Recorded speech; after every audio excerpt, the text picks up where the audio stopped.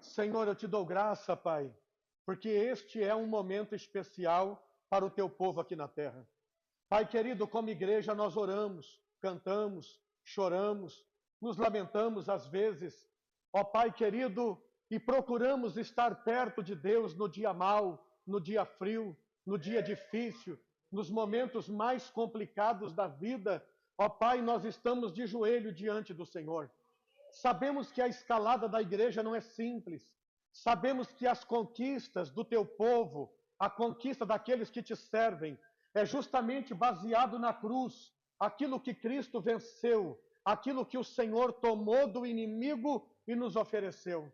Pai, nós estamos hoje felizes, ó Senhor, porque sabemos que depois dos cânticos que foram entoados, depois que nossa alma regozijou na presença do Senhor, receberemos a tua palavra, receberemos o dom da voz do santo e maravilhoso Deus, ouviremos o teu conselho, ouviremos aquilo que os céus preparou para nós. A partir de hoje, a vida de agora, o que recebemos a partir desse momento, nada tem a ver com aquilo que vivemos antes, com aquilo que vivemos até agora. Cresceremos a partir de agora, venceremos a partir de agora e seremos a partir de agora. Ó Deus, e é bem-vindo aquele fundo, Senhor, musical que os irmãos sempre põem, Pai, e esquecem, Senhor. Aleluia. Louvado seja Deus.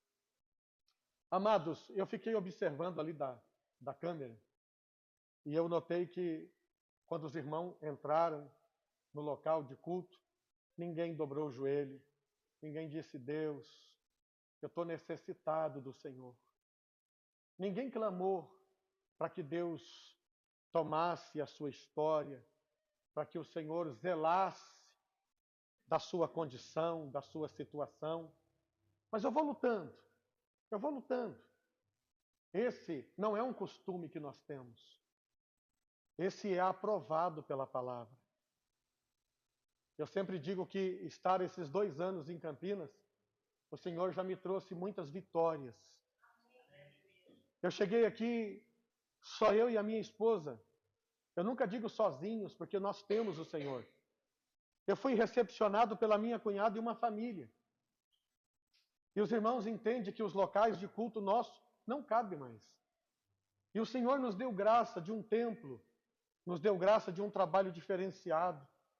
Eu tive que deixar um trabalho em Sorocaba porque eu não estava dando conta.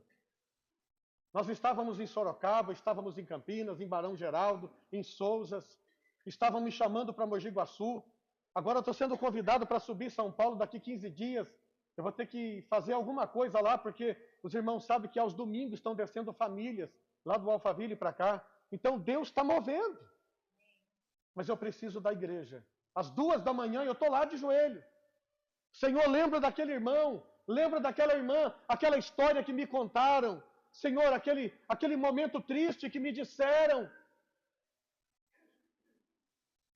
Amém, queridos? Amém. Abram as suas Bíblias. O Senhor me deu a sua mensagem no livro de João, capítulo 8 primeiro. Não abram lá.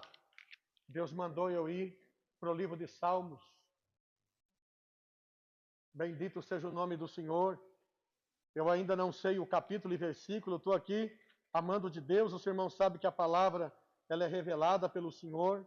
Você veio aqui para ouvir o som da voz de Deus e não a minha. No Salmo 123, primeiro. Mas o meu sonho é ver a igreja chegar e ficar de joelho. E eu vou ver isso ainda, para a glória de Deus. É só falando todo o culto, lembrando os irmãos, que aí você não vai esquecer. Amém? Lembrar os irmãos de carregarem a Bíblia e não o celular. Isso vai ser fiel também. Nós vamos conseguir. Amém, queridos? Vocês já observaram que o nosso trabalho ele é diferente. O nosso trabalho não copia ninguém, nós não imitamos ninguém, mas fazemos aquilo que Deus mandou. Amém, irmãos? Glória a Deus. Quem achou aí, diga amém. Amém. Olha para o seu irmão e diga assim, o título da mensagem hoje é: para onde está olhando os seus olhos? Os nossos olhos olham para aquilo que nos chama mais atenção. Eu tenho certeza que tem pessoas aqui que iam dizer assim, pastor, eu estou olhando para minha tia que está mal. Eu estou olhando para a minha empresa que há muito não dá o mesmo resultado. Aí você vai descobrir que essas direções, elas não dão a você o suporte que você precisa. Eu vou ler a mensagem que diz assim: para ti que habita nos céus, levanto os meus olhos, e eis que como os olhos dos servos atentam para as mãos de seu senhor, e os olhos da serva para as mãos de sua senhora, assim os nossos olhos atentam para o Senhor nosso Deus, até que tenha piedade de nós. Antes de eu orar, para nós falarmos da palavra, você pode olhar o quanto você quiser para uma preocupação do seu coração. Os seus olhos não têm poder de transformar nada. A sua aptidão não tem poder de mudar nada. Mas essa noite, eu vou ensinar você para onde você deve olhar. Feche os seus olhos. Senhor, obrigado. Esse é um momento de interação. O momento que nós nos desligamos deste mundo. Os nossos desejos caíram por terra. No nosso coração, que havia uma sombra sobre ele, de algum momento, ou de algum resultado que não nos favoreceu, acaba de receber luz de Deus. E aonde há luz não há sombra. E aonde não há sombra não há inimigos. Os inimigos não habitam na luz, mas o Senhor habita. A partir desse momento, o Senhor banhou o nosso coração com aquilo que te faz habitar em nós. E nós te recebemos, ó Pai, para a alegria do nosso ser, e para que o Senhor possa nos dar o que não temos, e nos revestir para o dia mau, nos dá a Tua palavra. Amém. Glórias ao Senhor. Queridos, o maior sonho do povo de Deus do passado era subir pelo menos uma única vez na sua vida no templo que estava em Jerusalém. O coração deles ansiava pela festa que lá tinha e se reunir com as famílias e amigos para prestar um culto e sacrifício a Deus.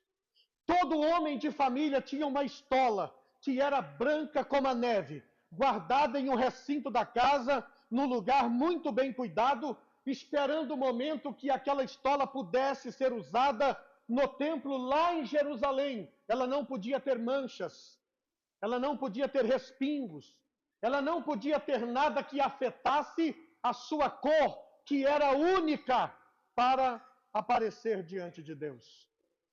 Aquela estola, ela significava tudo para aquela família.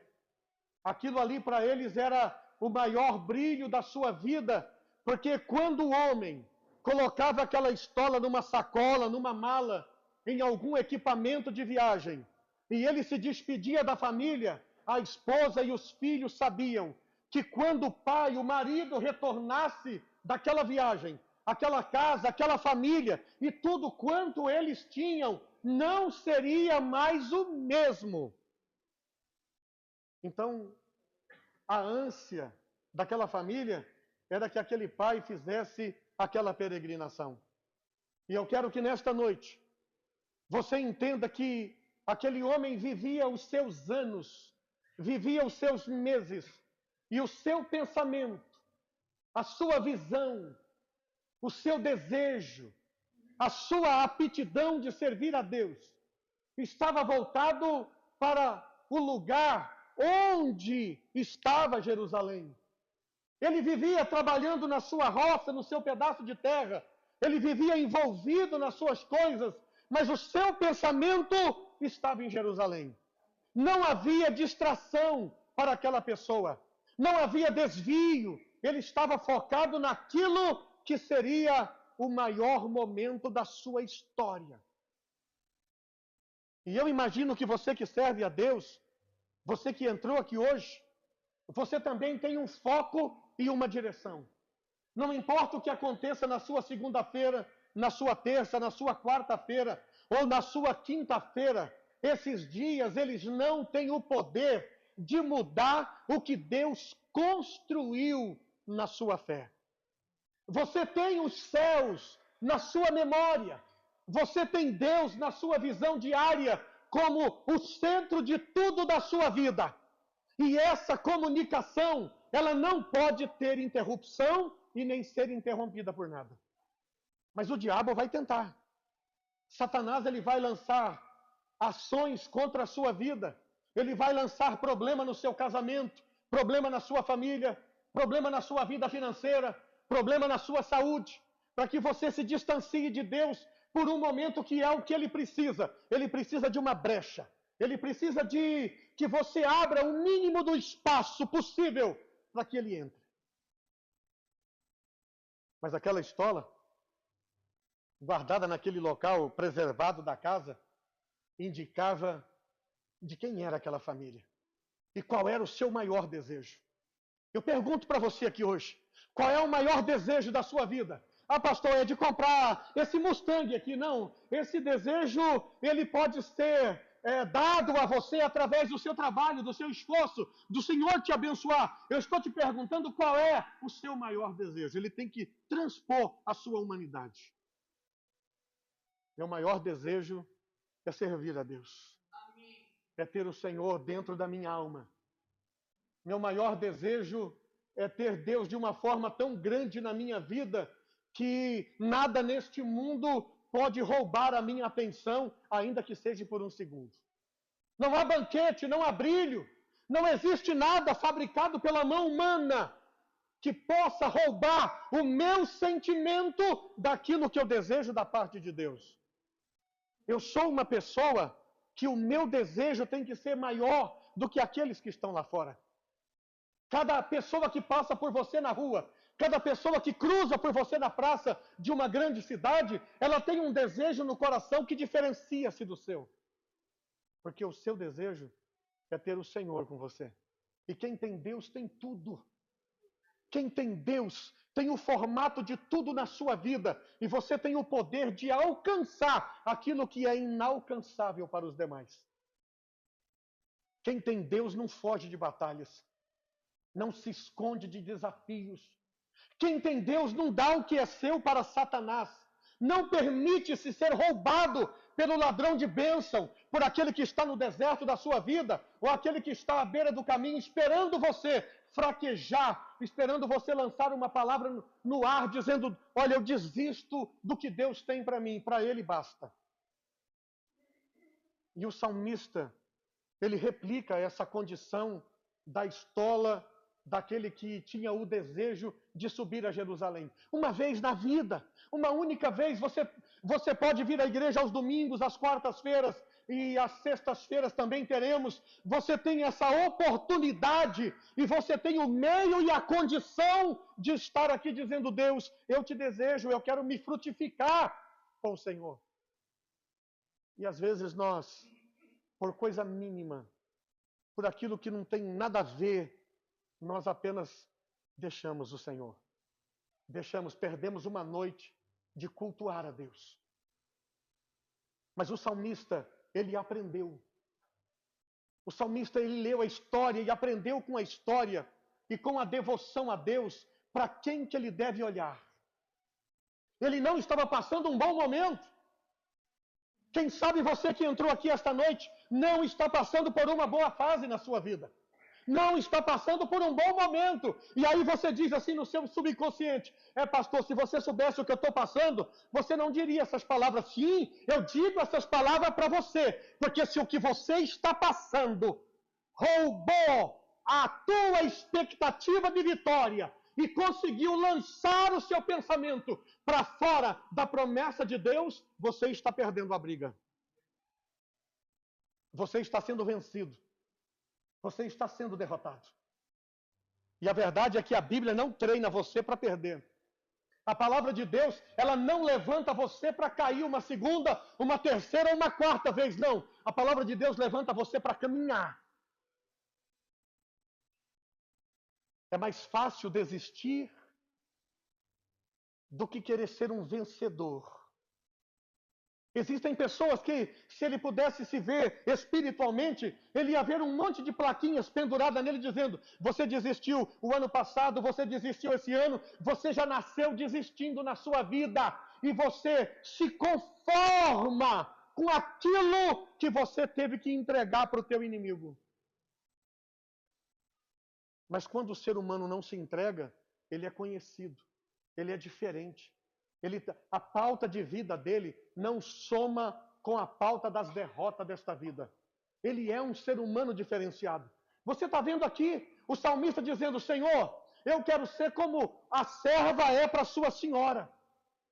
E quando ele diz isso, ele está falando da mão da senhora e dos olhos da serva. Quando a serva aponta para o lado da cozinha, a serva sabe que é para fazer um café, ela sabe que é para trazer alguma coisa de lá. Eu quero ser como o servo é para a mão do seu senhor. Quando o senhor dá um sinal para o servo, ele sabe o que o seu mestre deseja. E ele diz assim: eu quero ser assim, Senhor. Os meus olhos estão voltados para o Senhor. Porque quando o Senhor der o sinal da minha vitória, do meu escape, eu não vou perder o lance. Quando o Senhor disser: sai para a direita, eu sei, porque eu conheço o teu sinal. Porque nós temos intimidade no conviver. E Deus tem te dado sinais. E você perdeu. Deus tem mostrado para você o caminho, mas você está acostumado com as grades. Você está acostumado com o cadeado da sua vida. E você continua olhando para ele. Mas o Senhor é misericordioso. O Senhor é misericordioso. O Senhor, ele não aceita o que você aceita. Deus, ele não está com você nessa de perder. Ele não está com você nessa de desistir. Ele não está com você nessa de ficar para trás, de que não precisa ser agora. Eu não preciso passar por isso agora. E você está passando. Mas o Senhor gostaria de mudar o relógio do seu sentimento. O Senhor gostaria sim que você tivesse os seus olhos fixos em Deus. Você aprendesse a se fixar em Deus. Você ganhar uma fixação por Deus. Você está olhando para Ele porque é Ele quem vai dar os movimentos vitoriosos para a sua vida. E aí você está olhando para quem? Eu estou olhando para a prova que eu estou passando, pastor. A prova vai te mostrar um buraco, depois um vale e por fim um abismo. Mas se você olhar para Deus, Ele vai te mostrar uma pequena fenda, depois Ele vai mostrar para você que é possível o anjo do Senhor entrar ali e fazer um grande buraco para que você passe pelo muro do sofrimento e ver a glória de Deus do outro lado. Deus quer te libertar. Ele quer te libertar, querido.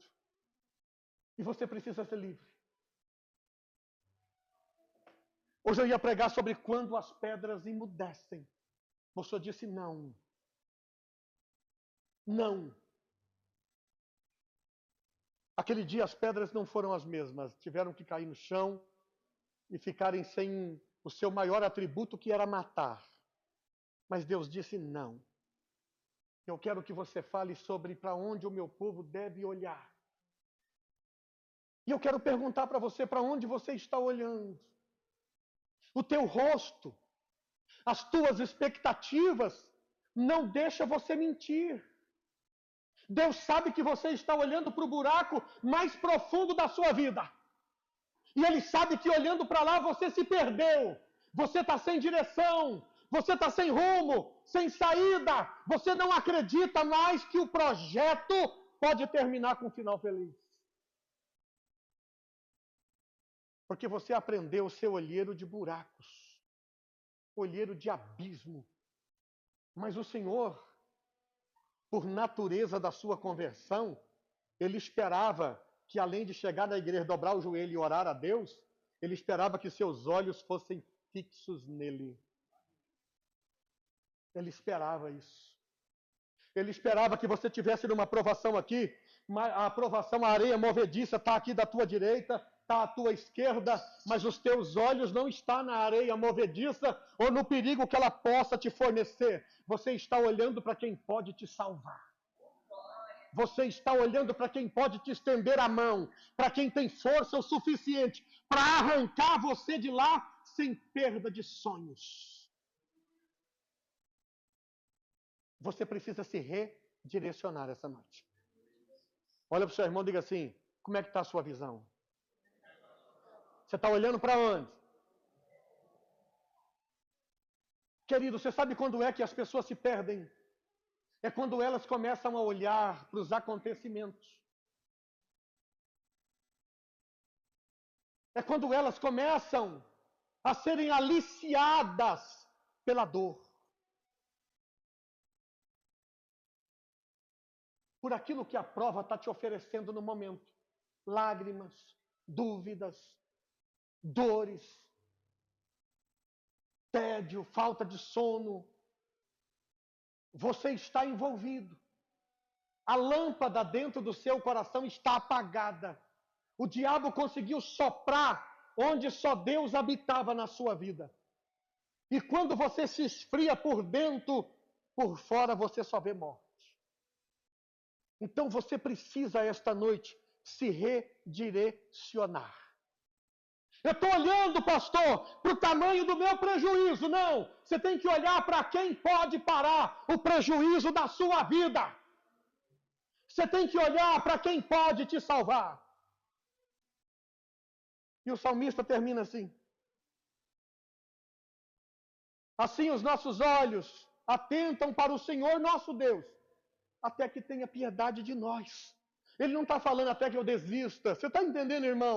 Ele está falando até que Deus tenha piedade de nós. E qual é o momento que Deus tem piedade das nossas vidas? É quando Deus te dá uma saída. É quando Ele te dá um sinal que a sua noite, a sua escuridão acaba ali. Mas quando Deus te deu o sinal, você estava olhando para as grades. Estava olhando para os cadeados. Você estava olhando para aquilo que te põe medo, não para aquilo que tem piedade de você. Deus, Ele está falando na sua santa palavra que Ele tem piedade de nós. E Ele não fica só, oh, que dó do meu filho, que dó da minha filha, que dó dessa família, que dó desse empresário. Não! A piedade que Deus tem de nós, ela é diferente da pessoa que te dá um abraço e vai embora. Em cima da piedade, Deus ele constrói um livramento e ele te dá um prêmio que aplaca a tua necessidade. Mas para isso, você precisa mudar a sua visão. É a mesma coisa se eu olhasse o pastor Ramos e quisesse que ele largasse de um problema da vida dele.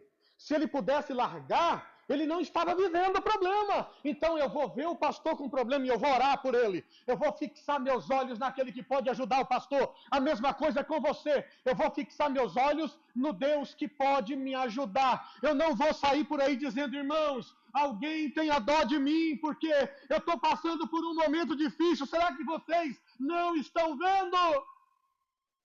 Eu estou vendo. Mas o que eu posso fazer por você? Eu estou procurando Deus em outros rostos. Você está procurando Deus onde Ele não está.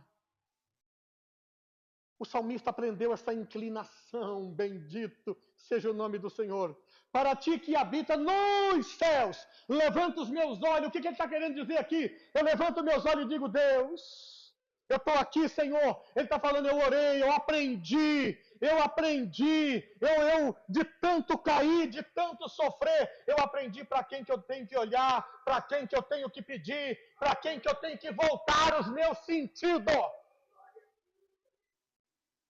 E aí Deus vai abençoar você. Deus quer te abençoar. Olha, querido, Deus me manda falar aqui hoje. Deus quer te abençoar. Ele quer mudar a tua história. Ele quer mudar a tua situação. Ele quer virar a tua condição. Ele quer quebrar o cativeiro da sua vida. Te libertar, tirar você do deserto. Te pôr em Campinas, onde cheira mato verde. Onde cheira a água da fonte. Deus quer fazer tudo isso. Mas Ele precisa. Você não é aquela árvore do livro de Jó. Ainda a árvore cortada, já seca, sem vida, ao cheiro das águas se levantará. Deus não está falando com uma árvore, Ele está falando com um filho, com uma filha. Mas o que a igreja aprendeu nos dias de hoje? Eu vou pegar no seu pé. A igreja aprendeu a chegar na igreja e começar a vender, né? Um vende bala, outro vende tricô. E todo mundo está precisando da piedade de Deus. Todo mundo está precisando da misericórdia de Deus. Mas se comportam como intocáveis. Essa é a palavra e eu não fujo dela. E eu já falei, se Deus me der uma vara nessa mão e um pau nessa outra, irmão. Nós não somos uma igreja de almofadinhas, não. Eu não sou coach.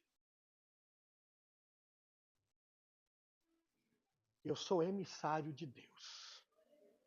Deus quer te abençoar.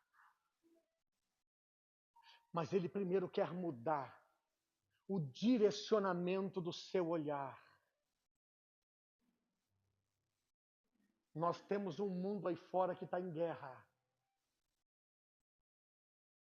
E nós temos uma igreja nesse mundo conformada, né, dona Ana? Nós temos uma igreja conformada. Eu não estou mandando você sair para a rua gritando, não. A igreja, o papel dela não é esse. O papel da igreja é como diz a rainha da Inglaterra para aquele pregador do passado. Eu tenho mais medo da sua oração do que de um exército inteiro. O poder da oração está abandonado, está enferrujado na vida de muitos. Esse é um sinal claro para o adversário, nosso arqui-inimigo, que nós não acreditamos na oração. E aí enfileira, se eu não creio na oração, não creio em Deus. Eu gostaria que esta noite você assumisse a sua posição, limpasse, fizesse uma limpeza no lugar onde você deveria ostentar a sua posição. E falar, vento nenhum me tira mais daqui. Chuva forte nenhuma. Anúncio de tsunami nenhuma me faz fugir da minha posição. Porque quem me guarda é Deus. Quem me livra é Deus. Bendito seja o nome do Senhor. Você vai fazer como Paulo, quando sofreu o naufrágio. Ele disse, se vocês pegarem os barcos que já estavam a meio navio, disseram, se vocês lançarem na água, vão perecer. Mas se ficarem, vocês vão viver. Porque o anjo do Deus, a quem eu sirvo, esteve comigo essa noite. Eita! Quem esteve com você essa noite, pastor? Preocupações. Nem dormi. Deitou vítima, levantou prisioneiro. Mas se você aprender, você precisa.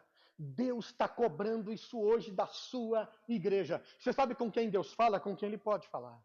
Com quem ouve Ele. Você está entendendo? Não é em todo lugar que Deus está falando, não. Ele está falando aonde Ele é bem-vindo, onde Ele é aceito, onde Ele é recepcionado com cânticos de adoração, coração aberto. Deus não está falando para você que você tem que ser pleno. Não, Ele sabe das suas batalhas, a guerra contra a sua natureza. Mas Ele quer que você se mostre não conformado. Quem não está conformado aqui com a situação, com a sua vida, você está conformado. Eu não vou fazer pergunta errada. Porque se você não estiver inconformado com a sua vida, eu oro e o Senhor, né, Ele faz o resto.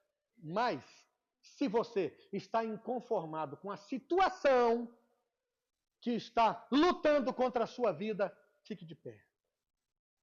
Se você estiver conformado, pode ficar sentado. Mas se você está inconformado, Fique de pé. Assim como o salmista, ele observou na vida doméstica de uma casa. Ele observou como ele tinha que ser para Deus, como a serva tinha que ser para a sua senhora, como o servo tinha que ser para o seu senhor. Isso é tremendo, querido. Isso é maravilhoso. Ele falou, peraí, a serva está atenta à mão da... né? Porque, assim, no meio dos convidados, ela não vai ficar gritando, ô, fulana, não, ela dá um sinal. Esse sinal foi combinado antes. A serva é bem treinada. Agora Deus quer saber, você é servo bem treinado? Não, Senhor, no dia mau eu tiro os olhos do céu e eu saio gritando por aí. E não é o que Deus te ensinou, não é o que o Senhor mostrou para você como você deveria ser. Tudo está ruim, eu volto para casa. Passo direto da minha esposa e digo para ela, dá um tempo para mim agora. Entro no quarto, fecho a porta e dobro o joelho. 2 minutos depois, eu tenho certeza que você vai ver a porta abrir de novo. Vai ser a sua esposa entrando, dobrando o joelho também e dizendo, Deus, eu não me conformo com essa situação, porque eu li na tua palavra e não achei nada parecido com o que eu estou vivendo. Se não tem na tua palavra essa recomendação de vida para mim, tem inimigo na minha causa. E eu não posso tirar ele, Senhor, mas o Senhor pode. Aí Deus vai, se animar. Aí Deus vai falar, pronto, eu tenho um servo treinado, eu tenho uma serva treinada. Mas sabe o que as pessoas fazem? Depois de um dia mau, liga para o terapeuta. Né, irmão? Terapeuta antigamente era só barriga, agora virou uma moda, né? Todo mundo pode ter um terapeuta. Eu nunca tive esse bicho. Não sou contra, viu? Não sou contra. E não sou rústico. Eu sou tranquilo. Mas eu aprendi uma coisa na minha vida. E eu já passei por situações que eu precisava de terapeuta, psicólogo e psiquiatra, tudo junto. E eu tenho certeza que os 3 iam falhar. Eu já sabia disso. Eu chamei Deus para audiências várias vezes. Eu nunca fiquei sozinho, sentado olhando para a parede. Não. Os anos não roubaram da minha vida. Eu não fiquei um velho crente. Eu me renovo no dia a dia, como diz a palavra de Deus. Como diz a palavra do Senhor. Né? A minha sogra diz que tem barba de igreja. Eu vou levar a senhora depois ali no barbeiro do Juninho.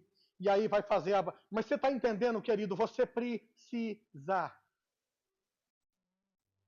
olhar. Você está faltando pouco. Falta pouco para você ser um Davi. Falta pouco para você ser um Salomão. Falta pouco para você ser um Moisés. Falta pouco para você ser um Josué. Você só tem que olhar para a direção certa. Bendito seja o nome do Senhor. Eu recebi um telefonema de longe um dia e o irmão disse, pastor, eu estou assim, assado, o que eu faço? Eu disse, você quer o meu conselho? Quero. Tá bom. Eu vou te aconselhar conforme a Bíblia diz. Nada deu certo? Não, volte para casa. Entra no seu quarto e dobra o joelho. Amanhã você me liga. Quando ele levantou da oração, ele estava com 3 coisas resolvidas. Você está entendendo, irmão? Deus pode mandar pessoas na sua casa. E sabe como é que Deus faz? Ele não vai mandar seu vizinho, nem do bairro da frente, não. Ele manda dos Estados Unidos, ele manda da Europa, ele manda da China, do Japão. Porque ele é Deus, ele pode. Mas as nossas ferramentas estão enferrujadas. Sabe por quê? Porque nós somos crentes modernos. Né? O que está nos inspirando é outras coisas. É obra circense, é brilho dentro da igreja, é trapezista. O Espírito Santo não é mais necessário. Você está enganado. Existe um ai de Deus lá no Apocalipse, antes do arrebatamento. A igreja vai ter que reconhecer. Feche os seus olhos. Eu vou fazer o seguinte, hoje é quarta-feira, você pode sentar. Se fosse domingo, eu não ia deixar. Feche os seus olhos. Você sabe que aqui você vem para ouvir Deus. Você vem para ouvir o Senhor. Fecha os seus olhos. E é bom que esteja tudo gravado, que vai correr o mundo. Ô, glória! Amém.